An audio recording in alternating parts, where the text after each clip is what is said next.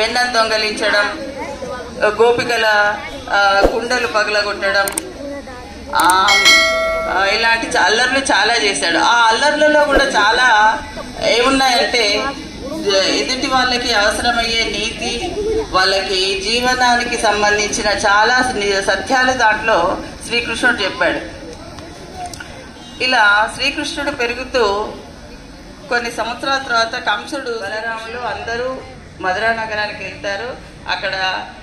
అక్కడ కూడా శ్రీకృష్ణుని చంపడానికి మల్ల యోధులను పెడతాడు. వాళ్ళని సంహరించి చివరికి కంసుని కూడా సంహరించి మధురకి రాజు అవుతాడు శ్రీకృష్ణుడు. గురుకులంలో శ్రీకృష్ణుడు గురువు సాందీపుడు. సాందీపుని దగ్గర శ్రీకృష్ణుడు విద్య నేర్చుకుంటాడు. ఇక్కడ ఇప్పటిలాగా మనలాగా స్కూల్స్ లేవు అక్కడ. అప్పుడు ఆ కాలంలో గురుకులాలు ఉండేవి. వాళ్ళు రాజ్యాన్ని, రాజైనా ఎవరైనా సరే ఇంట్లో ఆ గురుకులంలో గురువుకు సేవ చేసుకుంటూ ఉంటూ చదువుకునే వాళ్ళు చదువుకునే అన్ని వేదాలు, ఉపనిషత్తులు అన్ని నేర్చుకుంటారు. అక్కడ గురుకులంలో గురువులకు సేవ చేస్తూ నేర్చుకున్నారు. అక్కడ గురుకులంలో ఉన్నప్పుడే కుచేలుడు అనే స్నేహితుడు శ్రీకృష్ణుడికి ఉంటాడు. ఆ గురుకులంలో సాందీపుని దగ్గర విద్య నేర్చుకున్న తర్వాత, విద్య అంతా అయిపోయిన తర్వాత మళ్ళీ వీళ్ళు వాళ్ళ రాజ్యానికి వెళ్ళిపోయేటప్పుడు గురువులకి గురుదక్షిణ ఇచ్చి వెళ్తూ ఉంటారు. వాళ్ళకి తోచింది, వాళ్ళకి సాధ్యమైంది గురువుకు దక్షిణగా ఇచ్చేవాళ్ళు అన్నమాట. అప్పుడు కృష్ణుడు సాందీపుని, గురువు గారు మీకు గురుదక్షిణగా ఏమి ఇవ్వమంటారు అని అడుగుతాడు. అప్పుడు సాందీపుని భార్య చెప్తుంది, మా నదిలో స్నానం చేస్తూ మా నుంచి దూరమైపోయాడు, మా కొడుకుని తెచ్చి ఇవ్వగలవా నువ్వు అని అడుగుతుంది శ్రీకృష్ణుడు. సాందీపుని కొడుకును తీసుకొచ్చి గురువుకు అప్పచెప్తాడు. దాంతో పాటుగా పాంచజన్యం అనే ఒక శంఖాన్ని కూడా తీసుకొస్తాడు. అది అప్పటి నుంచి శ్రీకృష్ణుని చేతిలోనే ఉంటుంది. ఒక శంఖం ఉంటుంది శ్రీకృష్ణుని చేతిలో, దాని పేరు పాంచజన్యం. అది అలా శ్రీకృష్ణుడు గురువుకి దక్షిణగా అతని పుత్రుడిని ఇచ్చేసి అక్కడి నుంచి మళ్ళీ రాజ్యానికి బయలుదేరుతాడు. ఈ రకంగా చాలా కథలు ఉన్నాయి చెప్తూ ఉంటే. ఇంకా రాజ్యానికి వచ్చిన తర్వాత జరాసంధుడు అనే రాక్షసుడు ఉంటాడు. జరాసంధుడు ఎవరు అంటే కంసుని మామ అన్నమాట, కంసుని భార్య వాళ్ళ నాన్న జరాసంధుడు. కంసుని చంపేశాడు కాబట్టి శ్రీకృష్ణుడిని తన శత్రువుగా భావిస్తాడు జరాసంధుడు. ఇంకా జరాసంధుడు శ్రీకృష్ణుడు రాజ్యానికి వచ్చిన తర్వాత అతని మీద యుద్ధం చేస్తూ చివరికి అతని జీవితంలో చాలా కష్టాలు ఎదుర్కొన్నాడు. ఎన్ని కష్టాలు ఎదురైనా ధర్మం వైపే నిలబడి ధర్మమే జయిస్తుంది అని చూపించాడు. చివరికి మహాభారత యుద్ధంలో కూడా శ్రీకృష్ణుడు చెప్తాడు, నేను యుద్ధం చేయను, నేను రథసారథిగా మాత్రమే ఉంటాను అంటే దుర్యోధనకు నాకు యుద్ధం చేసే సైనికులే కావాలి, నువ్వు అవసరం లేదు అంటాడు. అర్జునుడు మాత్రం నాకు నీవుంటే చాలు, నాకు యుద్ధం చేసే సైనికులు అవసరం లేదు, నీవు నా బయట ఉంటే చాలు అని అడుగుతాడు. అర్జునుడికి రథసారథిగా ఉంటూ యుద్ధం మొదలైన తర్వాత అర్జునుడు తన ఎదురుగా ఉన్న తన యుద్ధం చేయాల్సింది ఎవరితోటి అని ఆలోచిస్తే అక్కడ దుర్యోధనుడు, ద్రోణాచార్యుడు, కృపాచార్యుడు, గురువులు, భీష్ముడు, అర్జునుడి తాత భీష్ముడు, వీళ్ళందరూ ఉంటారు. వీళ్ళంతా యుద్ధం చేయాలా, నేను వీళ్ళందరినీ చంపాలా అని శ్రీకృష్ణుడు అడిగినప్పుడు శ్రీకృష్ణుడు చెప్తాడు, నువ్వు చేస్తుంది కాదు, అది సృష్టి ధర్మం, నువ్వు న్యాయం వైపు ధర్మం వైపు ఉండి చేయాలి అంతే అని చెప్తారు. ఇక్కడ యుద్ధంలో మనం ఒకటి గమనించాలి ఏంటంటే శ్రీకృష్ణుడు ఎంతసేపు దారి చూపిస్తాడు కానీ ఆయన చేయడు. యుద్ధం చేయాల్సింది మాత్రం అర్జునుడే. కాబట్టి అదొకటి బాగా గుర్తుపెట్టుకోవాలి. ఏదైనా కానీ మనమే చేయాలి, మనమే కష్టపడాలి. భగవంతుడు దారి చూపిస్తాడు అంతే. కాబట్టి మనం చేయాల్సిన పనులేవి మనం మానుకోకూడదు. మనకు సాధ్యమే. ఇది చాలా బాగా గుర్తుపెట్టుకోండి. ఇది ఇప్పటికే చాలా ఎక్కువ టైం తీసుకున్నట్టున్నాను, ముగించేస్తాను. ఒకటి మాత్రం గుర్తుపెట్టుకోండి ఏంటంటే కృష్ణుడు తన జీవితంలో చిన్నతనంలో ఎంత అల్లరి చేయాలో అంత అల్లరి చేశాడు. పెద్దగైన తర్వాత ఎన్ని నీతి చెప్పాలో, మనకి బతకడానికి మన జీవితంలో ఎన్ని అవసరమో అవన్నీ చూపించాడు. కానీ చివరికి చెప్పింది ఏంటంటే మన పని మనమే చేయాలి, నేను దారి మాత్రమే చూపిస్తాను అని చెప్పాడు. మీరు చేయాల్సింది చదువుకోవడం మాత్రమే, కష్టపడి కాదు, ఇష్టపడి చదువుకోవడం మాత్రమే. ఇష్టపడి చదవండి, మీ మీ ఫ్యూచర్, మీ భవిష్యత్తు చాలా అందంగా, చాలా సంతోషంగా, చాలా ప్రశాంతంగా ఉంటుంది. ఆ ఇష్టపడి చదువుకోవడానికి మొదటి మెట్టు వినడం. మొదటి మెట్టు వినడం. పెద్దవాళ్ళు చెప్పింది వినడం నేర్చుకోండి. ఫస్ట్ వినాలి, వింటేనే అదేంటో తెలుస్తుంది, దానికి మనం ఏం చేయాలో చేయగలుగుతాం, ఏం చేయాలి అని మనం ఆలోచిస్తాం. ఫస్ట్ వినడమే లేకపోతే మనం ఏం చేయాలో మనకు తెలియదు. కాబట్టి మీకు అందరికీ చెప్పేది ఏంటంటే ఫస్ట్ వినండి. మీ టీచర్లు చెప్పేది, మీ పెద్దవాళ్ళు చెప్పేది వినండి. విన్న తర్వాతనే దాన్ని ఆలోచించండి, దానికి అర్థం కాకపోతే మళ్ళీ అడగండి, దానికి ఏం చేయాలో అది చేయండి. ఇది చేయగలిగితే మీరు భవిష్యత్తులో మంచి ఉన్నత స్థాయిలో ఉంటారని ఆశిస్తున్నాను. Thank you. ప్రేమించినందుకు మరొకసారి ధన్యవాదాలు తెలియజేస్తున్నాను సార్. Ma'am sorry. నెక్స్ట్ చూడండి, ఇందాక ఒక టాపిక్ వచ్చింది గీత, భగవద్గీత. అప్పట్లో అమెరికా ఇరాక్ పైన దాడి చేసింది. అప్పటి అధ్యక్షుడు జార్జ్ బుష్ అతను అన్నాడు, మీకు ఎవరు ప్రేరేపించారన్నాడు. అతను ఏమన్నాడంటే నాకు భగవద్గీతని ప్రేరణ అని చెప్పాడు. అంతకు ముందు చూడండి, ఝాన్సీ రాణి లక్ష్మీబాయి, ఆమె సైన్యం చిన్నది అయినప్పటికీ కూడా యుద్ధం చేసిన ఆంగ్లేయులు. మరి ఆమె కూడా ఇన్స్పిరేషన్ ఎవరు అంటే భగవద్గీత అని చెప్పేది. మొన్నటికి మొన్న ఒలింపిక్స్లో కాంస్యరత్నం సాధించిన షూటర్ ఎవరన్నా మను భాకర్, ఆమె కూడా నాకు భగవద్గీత ప్రేరణ అని చెప్పింది. సో ఎంతమందికి ప్రేరణ ఇచ్చిందో చెప్పలేము. ఇది కేవలం ఈ మతానికి సంబంధించింది కాదు, కేవలం మన సాధారణ అంటే it's a manual of a man. మనిషి ఈ విధంగా మొత్తం నేర్పేది భగవద్గీత. Thank you sir. ఇప్పుడు రావు సార్ గారికి నా యొక్క అభ్యర్థన సార్ మీ యొక్క చిన్ని అమూల్యమైన సందేశాన్ని ఇవ్వాలని కోరుతున్నాను సార్. క్రిస్టియన్లో కూడా డైవర్సిటీ ఉన్నది చూడండి. అటు అమ్మాయిలు, ముస్లిం అమ్మాయిలు, అటు హిందూ అమ్మాయిలు, ఇటు క్రిస్టియన్, అటు సిక్, ఇటు అందరు కలిసిమెలిసి ఏం చేస్తున్నాం, మనం ఉంటున్నాం. ఏం చేస్తున్నాం, మనం కలిసిమెలిసి ఉంటున్నాం. సో దానికి నేను చెప్పేది ఏంటంటే, రేపు స్టూడెంట్స్ మీరు ఏంటంటే బండ వేస్తారు. ఏం చేస్తారు, బండ వేసి ఆ బండ మీద కాలేసి లోపల వచ్చి గుడిలో పూజ చేసి వెళ్తారు. ఏం చేస్తారు, పూజ చేసి. సో భక్తులందరూ వెళ్ళిపోయినాక ఏమవుతుందంటే ఈ మెట్ల మీద ఉన్న బండ ఆ లోపల దానికి అడుగుతుంది, నువ్వు బండ నేను బండ, మరి నన్ను తొక్కుతూరు నిన్ను మొక్కుతూరు ఎందుకు అని అడుగుతుంది.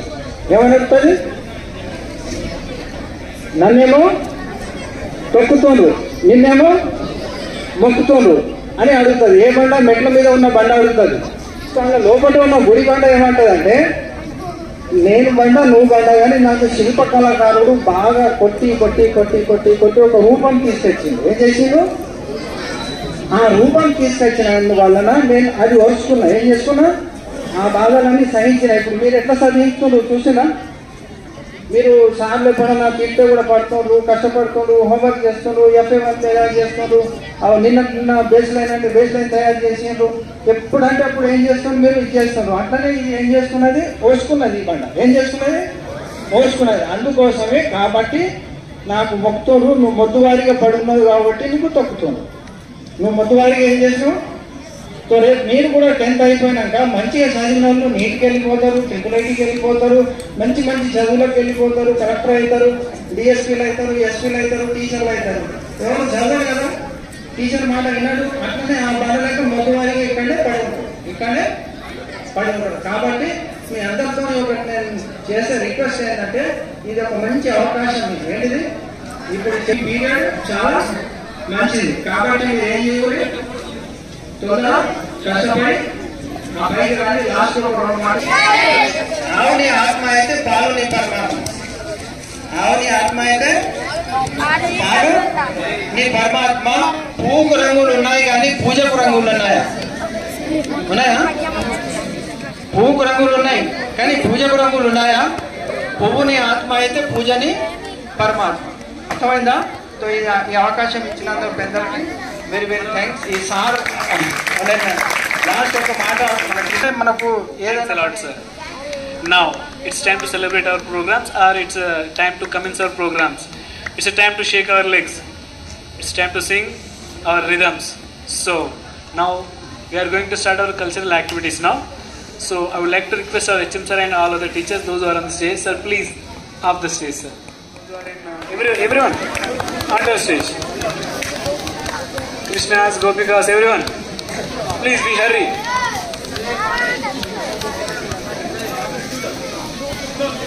Everyone, Anushka, Niharika, come on to the stage.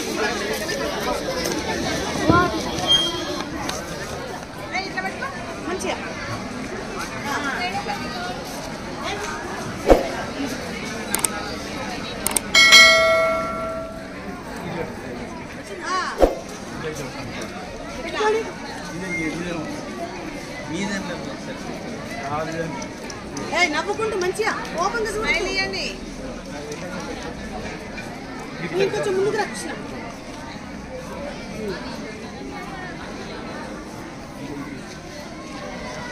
మనసు ముందుకు వచ్చి నిలబడు. ఒక అడుగు ముందుకే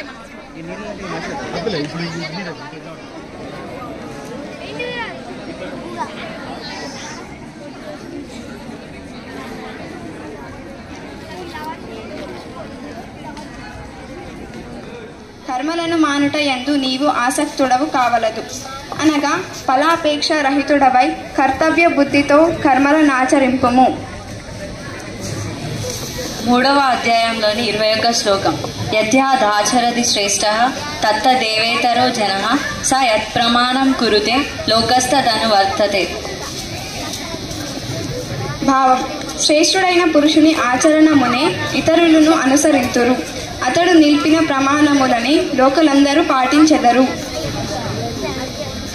4వ అధ్యాయంలోని 7వ శ్లోకం. యదా యదా హి ధర్మస్య గ్లానిర్భవతి భారత అభ్యుత్థానమధర్మస్య తదాత్మనం సృజామ్యహం. భావం: ఓ భారత అనగా అర్జున, ధర్మమునకు హాని కలిగినప్పుడును అధర్మము పెచ్చు పెరిగిపోవుచున్నప్పుడును నన్ను నేను సృజించుకొందును అనగా సాకార రూపముతో ఈ లోకమును అవతరింతును. 5వ అధ్యాయంలోని 2వ శ్లోకం. సన్యాసః కర్మయోగచ్చని శ్రేయసకారౌభౌ తయోస్తు కర్మ సన్యాసాత్ కర్మయోగో విశిష్యతే. భావం: శ్రీ భగవానుడు పలికెను, కర్మ సన్యాసము కర్మయోగము అను ఈ రెండును పరమ కళ్యాణదాయకములే. కానీ ఈ రెండింటిలోనూ కర్మ సన్యాసము కంటెను కర్మయోగము స్వప్నాదుల యందును యథాయోగ్యముగా ప్రవర్తించు వానికి దుఃఖనాశకమగు ధ్యాన యోగము సిద్ధించును. 7వ అధ్యాయంలోని 14వ శ్లోకం. దైవీ హేష గుణమై కేవలము నిరంతరము నన్నే భజించువారు ఈ మాయను అధిగమించి సంసార సముద్రము నుండి బయటపడగలరు. 8వ అధ్యాయంలోని 5వ శ్లోకం. అంతకాలేచ మామేవ స్మరన్ ముక్త కలేవరం యం ప్రయాతి సమద్భవం యాతి నాస్త్యత్ర సంశయం. అంత్యకాలమునందైనను నన్నే స్మరించుచు దేహ త్యాగమును చేసిన వాడు నన్నే పొందును. ఇదే మాత్రం కూడా సందేహము లేదు. 9వ అధ్యాయంలోని 34వ శ్లోకం. మన్మాన భవ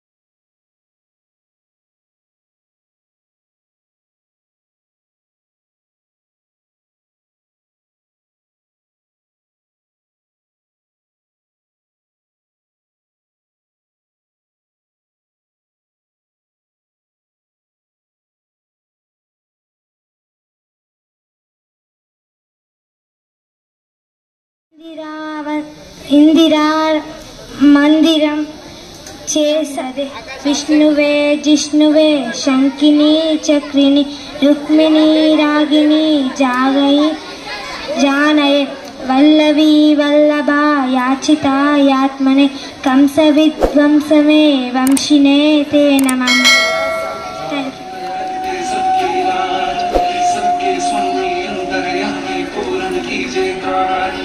मन मंदिर में सजे बिहारी मनमोहन तेरी छवि अति प्यारी मन मंदिर में सजे बिहारी मनमोहन तेरी छवि अति प्यारी बंसी बजैया रास रचैया तारनहार मेरे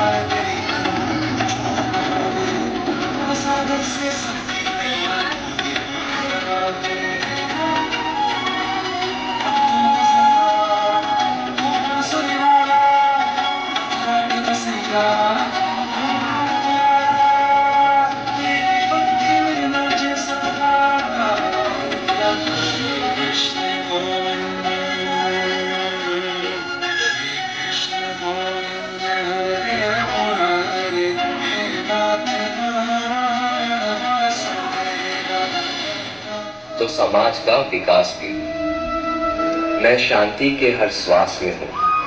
मैं बांसुरी की मधुर तान भी हूँ तो सुदर्शन चक्र की धार भी हूँ। मैं करुणा के हुंकार में हूँ, संस्कृति के हर प्रकार में। मैं अंत हूँ, प्रारंभ भी हूँ।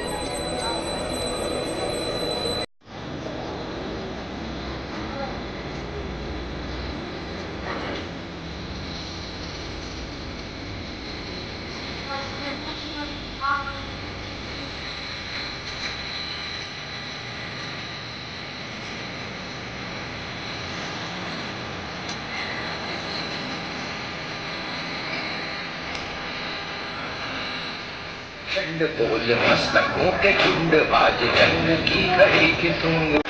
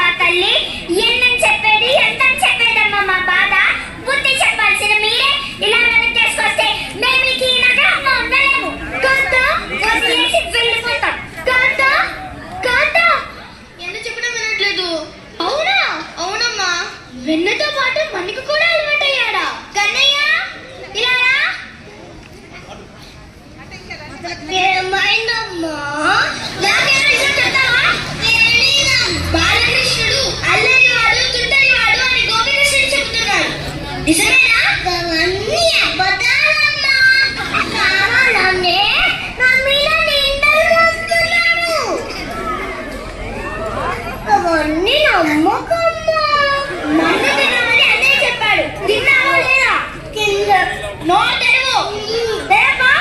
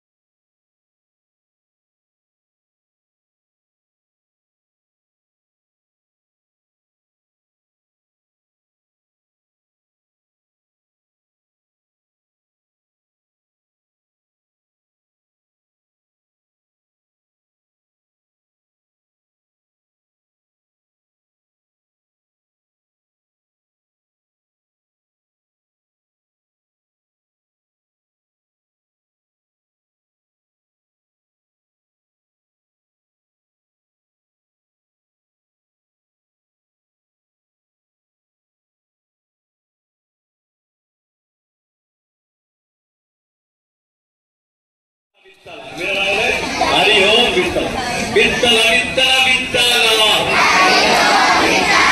गोने गोने वित्तल पांडुरंग वित्तल वित्तल वित्तल वित्तल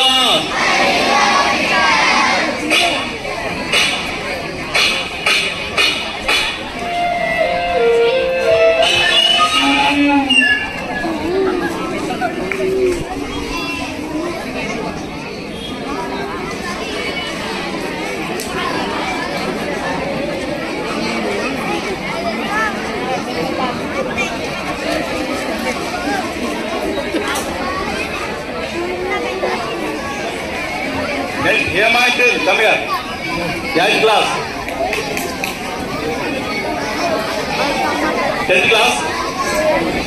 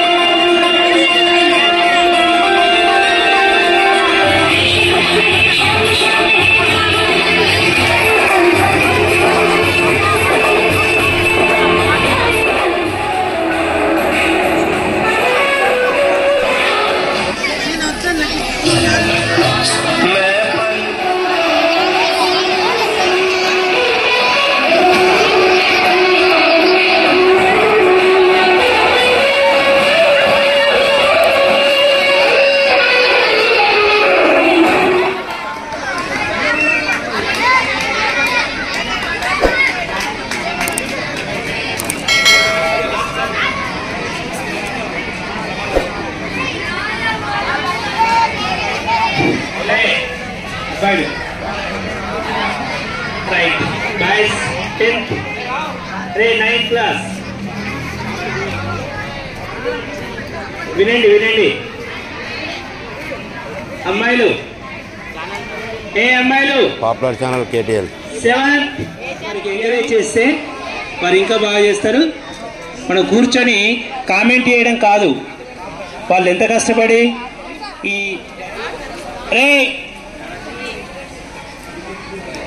ఏమైంది రియాజ్ వెళ్ళిపోండి మీరు. మార్నింగ్ నుండి సార్లు మేడమ్స్ ఈ పర్ఫార్మెన్స్ చేసేటువంటి చిన్నారి విద్యార్థులందరూ కూడా వారం రోజుల నుంచి కష్టపడి ఈ స్టేజ్ మీదకి వచ్చేసి చాలా అందంగా, చాలా వీణుల విందుగా, చూడడానికి చాలా ఇంపుగా ఈ కార్యక్రమాన్ని మొట్టమొదటిసారిగా మన స్కూల్లో మొట్టమొదటిసారిగా ఈ కార్యక్రమాన్ని నిర్వహించుకుంటున్నాం. ఓపికగా ఉన్నటువంటి మీ అందరికీ శుభాకాంక్షలు. మీ అందరికీ మళ్ళీ ఇంకా ఏమైనా కార్యక్రమాలు చేసుకోవడానికి ఎంకరేజ్గా మీరు ఉండాలి. ఇది ఒకటే కాదు. అమ్మాయిలు అక్కడ మన స్కూల్లో ఈ ప్రోగ్రాం అనేది ఇంతటితో ఆగలేదు. ఇంకా భవిష్యత్తులో ఫ్యూచర్లో ఎన్నో కార్యక్రమాలు చేసుకోవడానికి రెడీగా ఉన్నాం. కానీ మీరందరూ కూడా సహకరించాలి. మీరందరూ చేసేవారికి ఎంకరేజ్గా ఉండాలి.